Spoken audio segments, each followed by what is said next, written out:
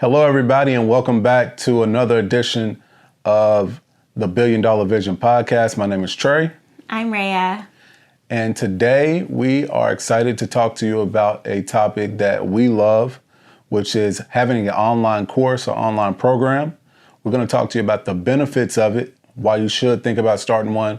And then we're also going to touch on why people who have started and haven't had success, where they may have gone wrong, right?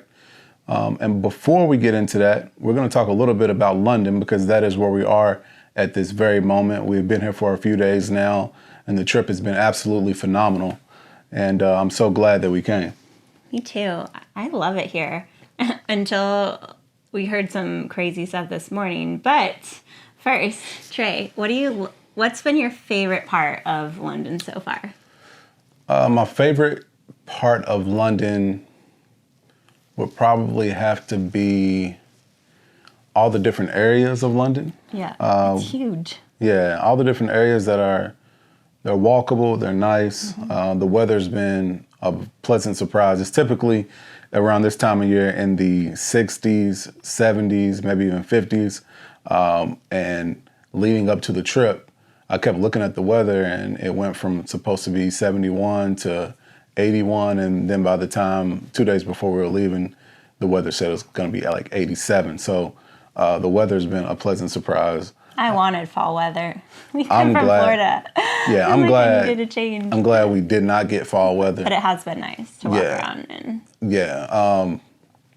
The other thing I would say that's been really good is like the conversations that we've been having in the cab rides with the cab drivers. They are very nice. Yeah, very, cool. Very nice. Most of them are local, so they give you a lot of insight on where to go, where not to go, what's the fun things to do, a lot of the history of the city. And also another good thing we did today, we had a photo shoot with a photographer and videographer who was absolutely out of this world.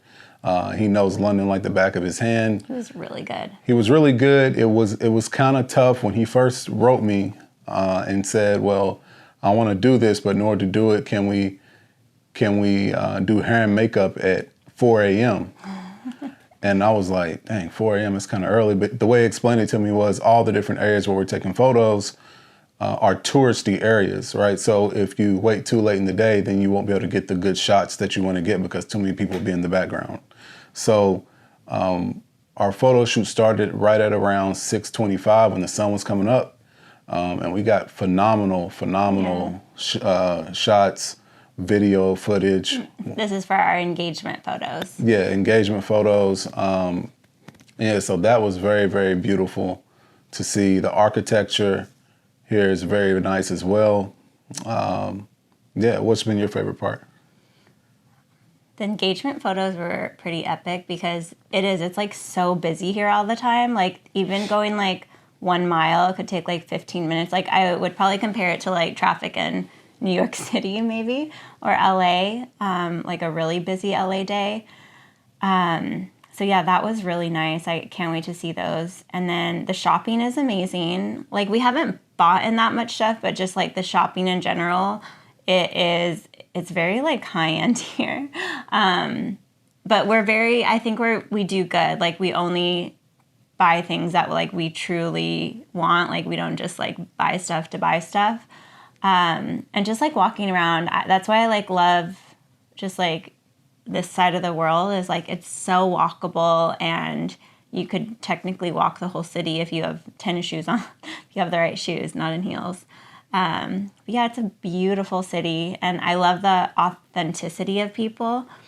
We were talking about how like if people are just like very matter of fact here, like they don't try to sugarcoat things. It's just, it is what it is. Like if the, for example, if one of the cab drivers and multiple people told us this, like very matter of fact, like, oh yeah, everyone knows the Queen killed Princess Diana and her, baby daddy at the time because she's racist, just like totally matter of fact. And it wasn't that they hate the Queen or anything, but I feel like in America, like okay, just to be honest for a second, the government kills people on purpose in America, right? But no one, I'm laughing because Dre's giving me a look like, why are we talking about this? Yeah, this podcast is taking a sharp left turn. Okay. We'll That get back on track. I was not expecting it to take, but keep we going can though. always cut this out. But No, keep going. you know, the American government does kill people on purpose. And Okay. we're gonna have to cut this. No, it's okay. Keep going. No, you give me a look. Keep going. I don't mean to laugh, but like, okay, so in America though, no one like says it so matter of fact. Like, oh yeah, there was someone that found the cure for cancer, and so the government killed that person because they'll lose a lot of money, right, for pharmaceuticals if they actually have a cure for cancer that's cheap. That's not a pharmaceutical. But like in America, now you're a conspiracy theorist if you think anything different or anything bad about the government. And I think we live in a great country, but I like the authenticity of the people and how things are said in England.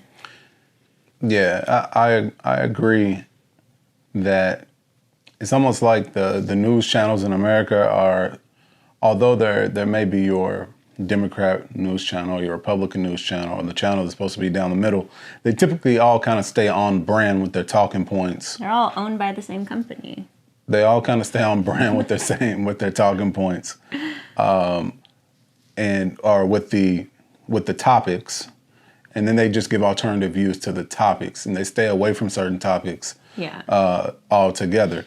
And I believe here that just based off reading the newspaper here, turning on the TV here, the topics, things are just discussed a lot more openly and freely. So therefore, if you have an alternative view, then they're not going to look at you as a conspiracy theorist like it is in America. It's almost like if you have a different view from what's being said on TV in America, then you're kind of try to make you sound crazy. Yeah, you're kind of crazy, or you're a conspiracy theorist. But with that being said, what are some other things that you like about London? Yeah.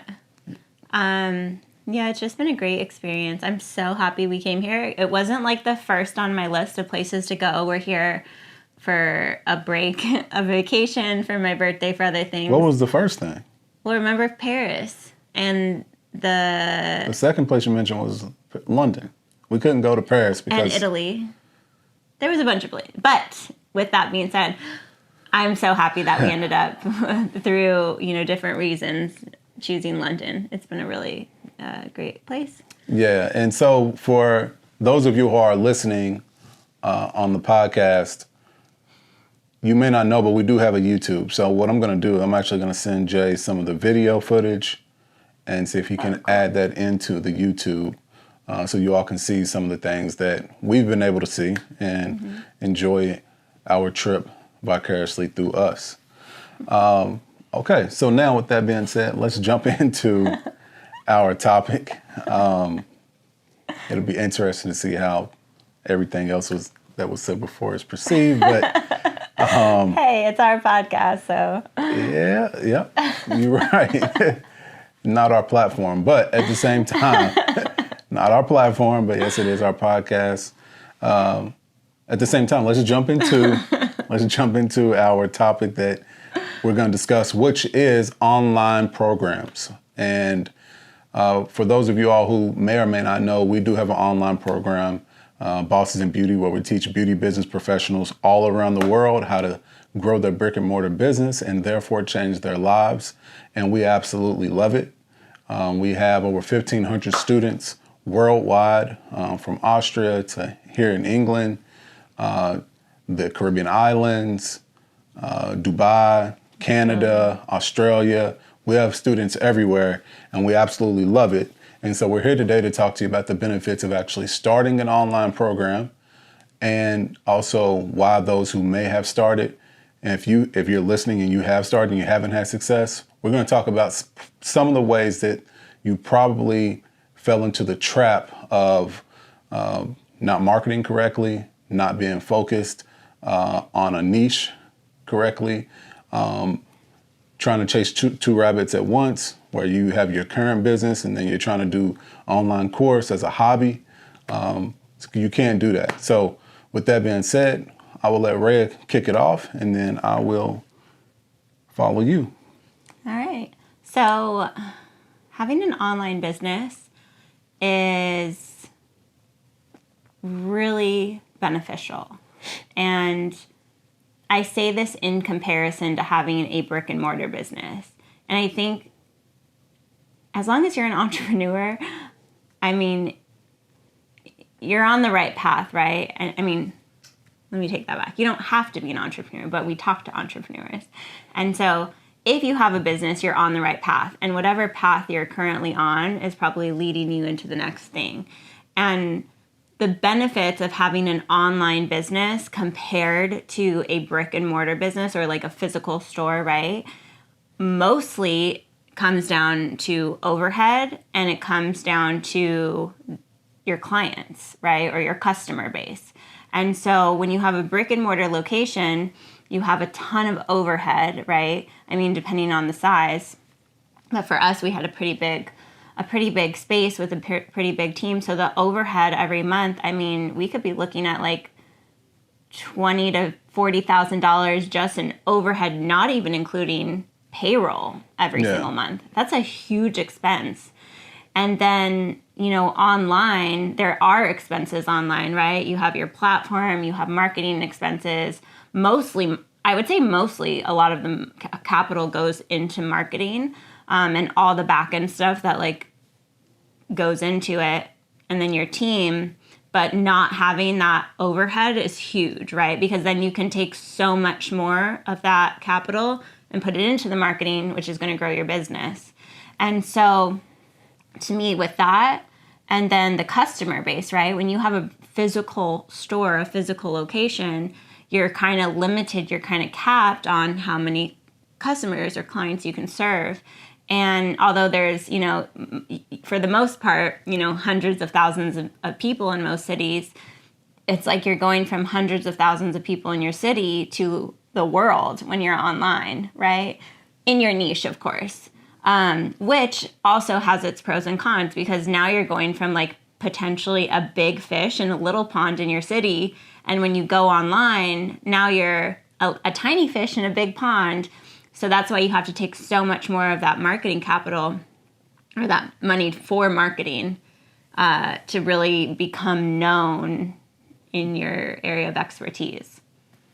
But I also think, to go back like to the beginning, one of the biggest things for us, you know, starting an online business, the biggest reason was freedom. Like, we both value freedom at a very high level, freedom of time, freedom of choice, freedom of, you know, to spend time with our family and, you know, choose when we want to schedule work. And although we've been really busy and we've been working a lot, I mean, we do work. With that being said, we do work Monday through Friday, you know, most hours of the day, you know, with our, you know, we work when we have our nanny. Eventually, it's, you know, every business starts where like the owners, the founders have to work like that, right? But eventually, we believe that the online business will give us more freedom than the brick and mortar could have ever given us, right? So you're always going to have to put in the groundwork in the beginning, but eventually the model that I love about it, which we haven't done yet because I always want to teach the programs again because I always want to make them better, but that's going to stop, and now we're just going to, you know, add as it goes. But essentially, you can film something one time and sell it over and over, and then you just grow your platform, grow your audience, grow your marketing, and, you know, funnel more people into your programs and make more higher level programs, or, you know, even more beginner programs, whatever way it goes. So yeah, so that's correct. One thing I want to add to that is, one of the reasons why you should start an online program, if you are a mechanic or you are someone who, let's say you style hair, and you're really good at it, right? Let's say you're a hairstylist and you're really, really good at it. There's only so much time in a day for you, number one, and it's only so much energy that you have, number two. But if you are able to teach other people who want to be hairstylists just like you can do that once, like Ray just said. You can make that video, make that program, turn it into a 4-step program, 8-step, however many phases you want, different styles, etc., that you want, and you can sell that to the world, right? You have the potential to make 10 times more money teaching people to do what you do than actually doing what you do. And so that's one of the main reasons why I think everyone should look at it. If you have the niche, if you have the knowledge, and you have the time, and you're willing to put in the effort to get coaching as far as how to set up a business online, I want to say we're telling you that you should and the benefits of it, but you also have to understand that it's slightly different from your actual brick and mortar business. Like, you actually have to search out coaches. You have to figure out the right platform, like Ray had mentioned, your host platform. There's several different ones that have different features. You want to have an email strategy, email campaign. You want to make sure your Instagram is on point. You want to make sure your website is on point. It's important to have a great website for sure with a brick and mortar business, but when you have an online program where people aren't necessarily going to meet you, they're meeting you through all those different touch points. They're meeting you through LinkedIn. They're meeting you through your social media. So those have to be, like I said, on point. They got to be clean, right? You can't have a bunch of craziness on your social media pages. It has to be direct and to the point. They have to know what product they're going to get when they go to your Instagram, to your Twitter, to your LinkedIn. Your website has to be immaculate. It has to say who you are, what you do, why you're good at it, and how you're going to teach them. Your email strategy has to be the same way. So these are all things that, if you're going to get into it, you have to have those things, or you have to be willing to learn to do those things or pay someone to do those things. They don't have to be full-time employees. They can be contractors. But those are things that you're going to have to look at that are really, really, really important when you're selling to the world, as Ray said.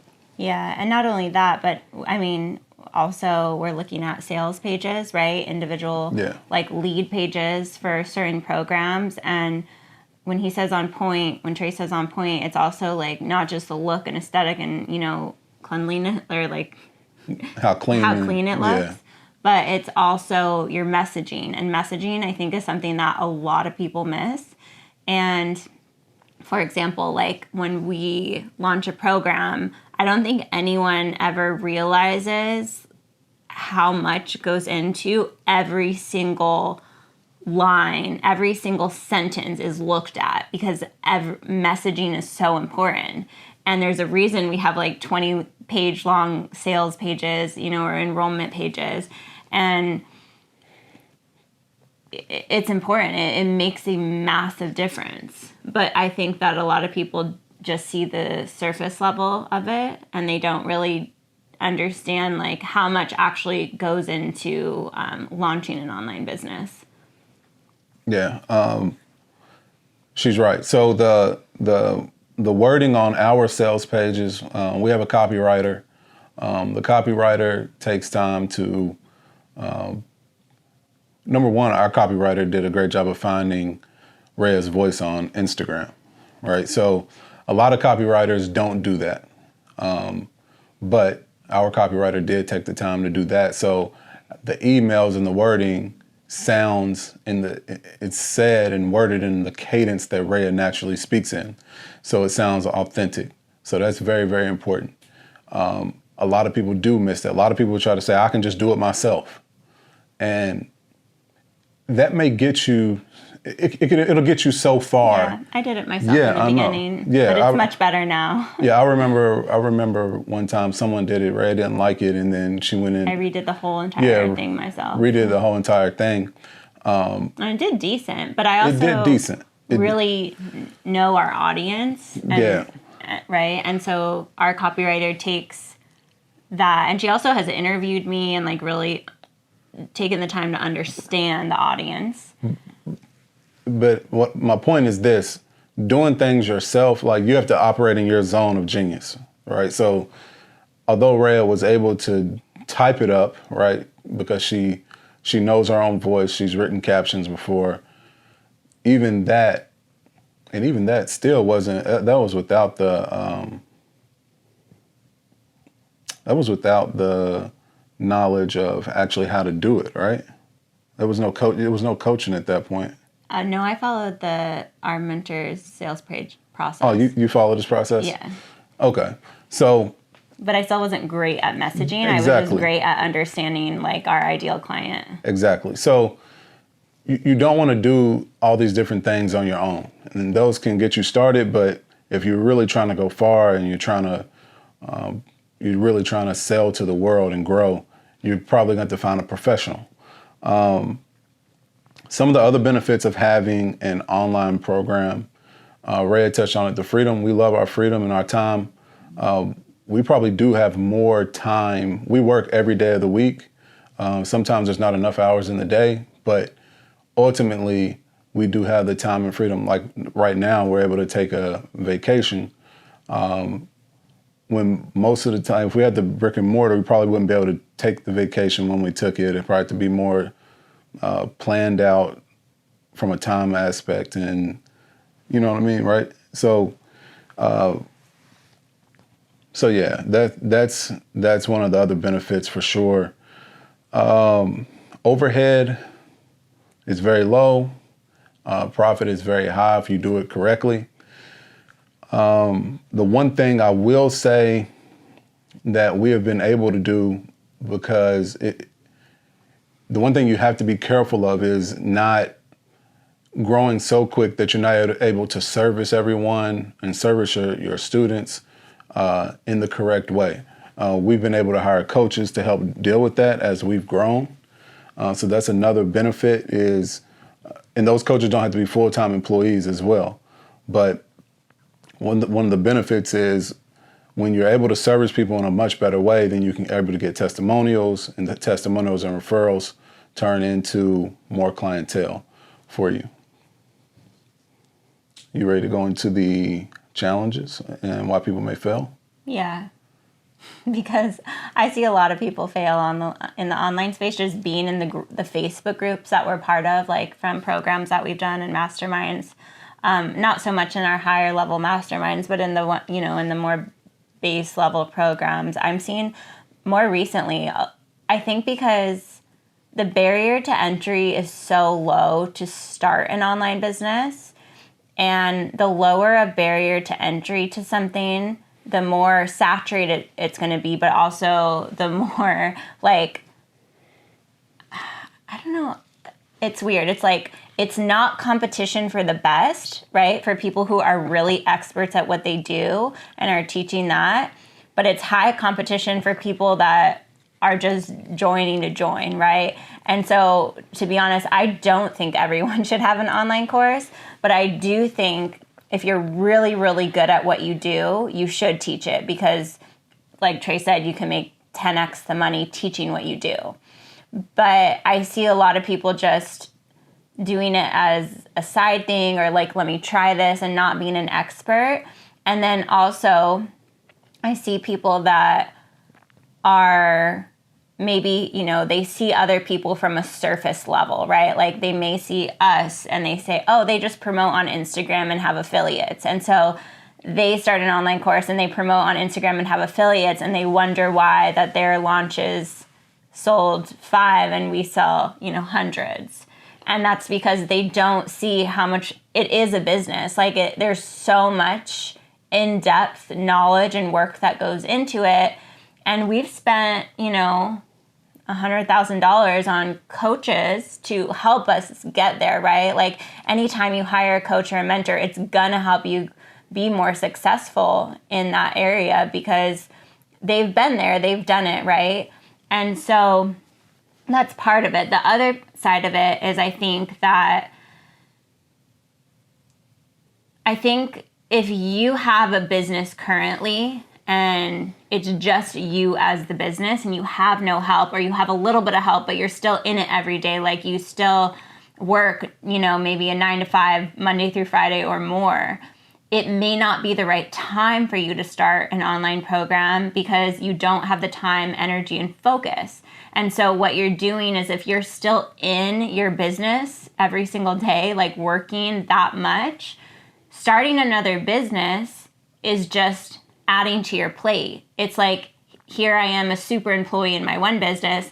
Let me just add a whole nother business where I'll also be a super employee because I'm too fearful to hire a team. And so, we didn't start an online business until, our brick and mortar had a team for like years before the online business was started. And so the reason it was so successful was because it didn't require any, not any at all, but minimal time, focus, and energy. So all that time, focus, and energy went into the online. And that's why we were so successful so fast compared to other people. And that, and the knowledge and the expertise as well. And so what I would say is, if you have one business, first scale it, first grow your team, first free up your time, free up your energy and focus, and then start your online business. What I'll say is, what I've noticed, and the reasons why I think people probably don't succeed when they do have an online business, it's a few things. Number one, they're looking at people as money instead of serving people. All right. So a lot of people get into this thinking, oh, look what they're doing, I can do it too, because they're looking at it like they add up. What they're really saying is, look what they're doing, look how much money they're making, I can make the same amount of money. When they don't understand, like, instead of looking at, don't compare your situation to what we're doing. Instead, you should actually study the strategies that we use, because every now and then there's little nuggets that Rhea leaks out there, as far as the coaches that we have. And then when, like, in our testimonials show you that we actually care about people. We're actually serving the students. They're getting something from it. It's not a transactional situation. We're literally working with students well beyond the time frame that we had told ourselves we were going to. Why? Because we care, and we know that it's not about money. It's about the relationship, and it's about students succeeding. So if you start an online business, don't look at it from a standpoint of, I'm going to make more money. You need to be able to be in the service industry, because that's exactly what it is. The greatest people, like Ray said, at the bottom, it's a lot of competition because it's a lot of people just trying to chase money. At the top, the people at the top with an online business are literally serving others at the highest level to the best that they can. That's the separator. And it's not very crowded at the top, because not everyone's willing to serve. Not everyone has the time to serve. Why? Because most people have a business that they're running at the same time, or they don't understand. They don't have the knowledge to help other people. The second thing I'll say is, and it sounds simple, but it's not. I think it's the wording. Most people don't know the wording that you need to use online, and you probably speak in a way that you think you would want to be spoken to, versus understanding that that's not what always works, right? So you have to understand what pulls people in with your headlines, and with your titles, and with your captions. You can't say it in a way that you're talking to your best friend who understands you, right? Because this is the other thing, they're reading this stuff. So since they're reading it, you have to say it in a simplistic way, and a way that's clear-cut and understandable for them, because you don't know what language is their first language, number one. Number two, you don't know what country they're in, and how they're going to perceive things, right? So you can't just word things the way you want to word it online. It doesn't work that way. They're not hearing your voice most of the time. They may hear you on Instagram. When it comes to a sales page, they're not really hearing your voice, they're reading. And the third thing I would say why people fail online is the lack of commitment, and the lack of commitment from the standpoint of sticking with it, being consistent with their launches, being consistent with their time, showing up online. And it's tough. Rail will talk about it. It's tough to show up when you don't want to show up. I'm the worst at that. Yeah, it's I tough, don't want right? to show up. I'm like, I don't.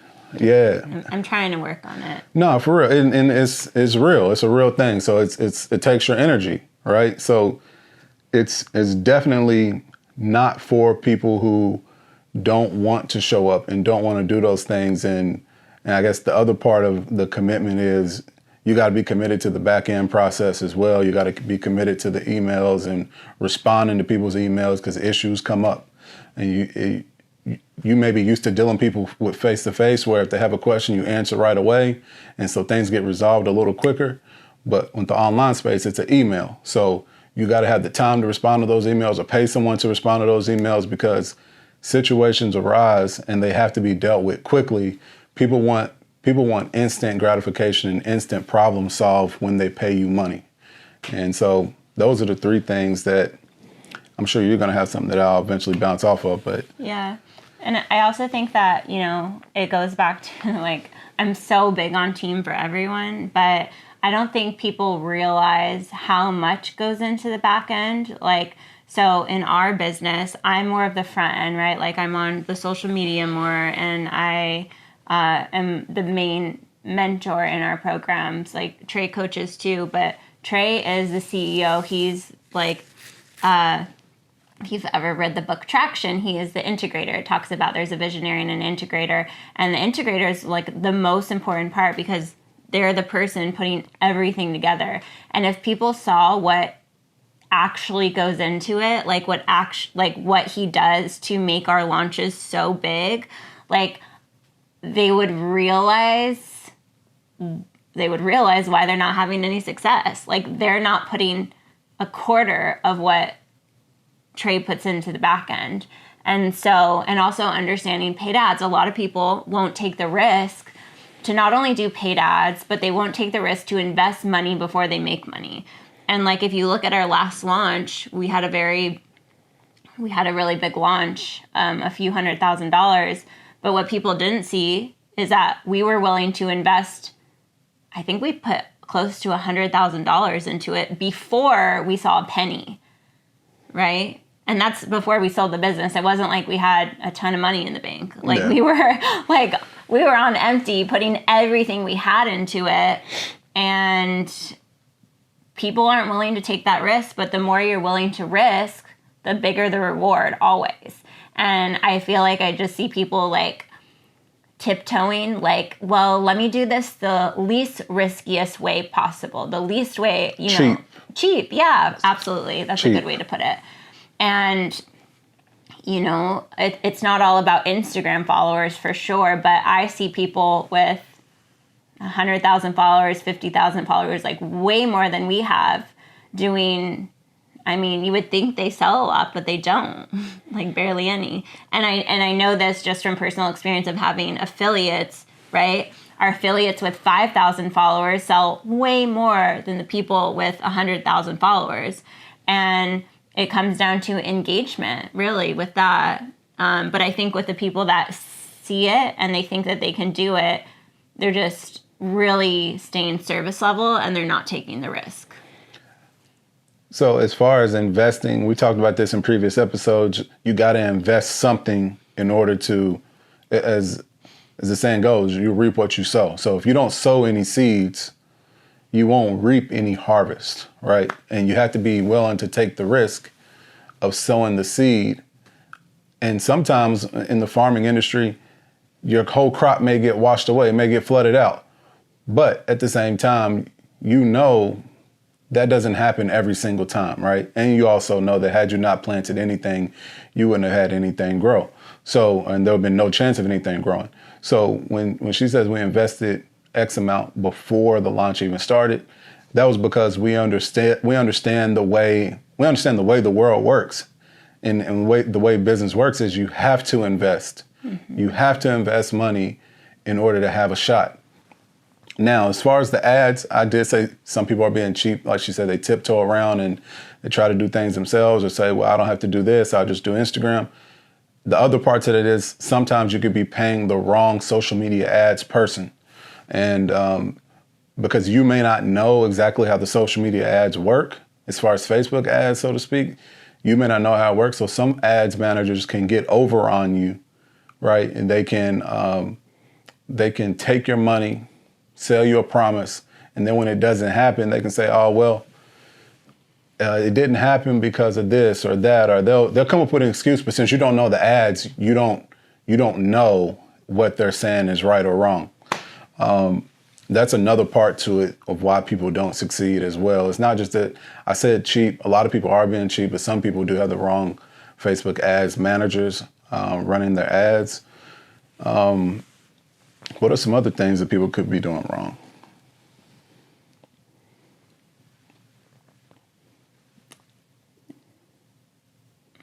I think like maybe even just to wrap it up, like the expertise is big. Like we've had, and I adore our students, but we've had multiple students that have gone through our program, grown their business a tiny bit, and now they, have their online course, like teaching other people how to grow their business, which is fine. But I don't see them successful in that business, but they might be successful in their other. But it's only to a certain point. And like I said in the beginning, like you really have to take it to that point of like, in my opinion, you can only teach people.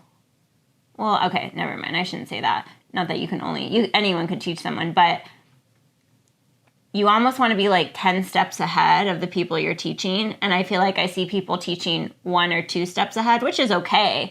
But then now you're going to get okay results because you're just a tiny bit ahead of people. If you can really focus in and become a master, become an expert at what you do in business or what you do in your craft and be 10 steps ahead of most people, now not only can you be higher priced in value, your students are going to have better results, but now you're really setting yourself apart from everyone else. I see people doing it way too fast, and I honestly think it's hurting people more than it's helping people. So that's why I say scale first, and then when you have the time, focus, and energy, now go all in on the online. Yeah, that time. That makes sense. You can't be a 3 or 4 teaching 1 or 2s. Because number one, they're going to hit a ceiling so quickly. But you don't know how to help them. You don't know how to help them after that, which means they're going to go to someone else anyway, right? Following that. But number 2, the energy that you spent teaching them and just trying to get their money, right, to get to the level 3 and 4, you could have elevated yourself from a 3 or 4 to a 5, 6, 7, 8, right, before you decided to do that. Yeah. So with that being said, you good? Yeah, what if people say, well, are you guys going to teach this? One day we will. One day we will. Yeah, one day we will teach you how to have an online program and how to have an online business. Right now, we are pretty solid at it. We're pretty solid at it, but at the same time, we want to be that 10. Yeah, we want to be a absolute 10 when we got this stuff on autopilot before we try to teach you how to have it on autopilot, and we ain't got it on autopilot. And then y'all looking at us. Live what you teach, right? Like we literally just told people, don't teach people. And here's the thing. We make, honestly, way more than most people actually teaching people how to grow their online business. Like I think we're way further ahead than most people, and we still won't teach it. Because we're not on that 10 on a level besides financially, right? Yeah. Like on a systems, and we even have that. But yeah, live what you teach. We're going to be so rock solid when we teach it that you guys are going to want to sign up. Yeah, we're going to be rock solid so we can teach you guys how to be on that rock solid level and take it from 0 to 10. So with that being said, we are signing off from London. We love you guys, appreciate you. Make sure you subscribe, you like. We appreciate all the downloads. We have over 400 downloads. Really? That's awesome. Yep, over 400 downloads. And we will see you on the next episode of the $1 Billion Vision podcast. Peace.